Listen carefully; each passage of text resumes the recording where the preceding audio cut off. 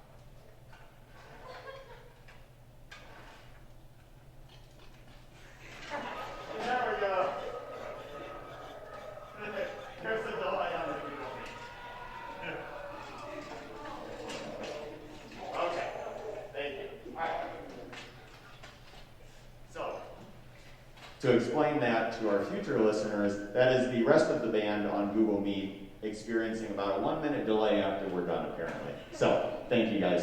And thank you, band. That was awesome. So we're on to our next tune. The next tune is something completely different. This is a very mellow, beautiful piece of music. It's just titled Blue. And this was written by the composer Robert W. Smith in honor of a student named Chrisanna, who passed away. And she saw music in terms of colors. And so Mr. Smith wrote 3 pieces, blue, yellow, and red, to kind of describe what she heard when she saw those colors, and in honor of her memory. So this is a very beautiful piece of music. It features the clarinets because she played the clarinet. You'll hear a duet from Jaden Bass and Jack Davis at the beginning of the piece, and I think you'll really love this. It's very touching and very sweet. So this is called Blue.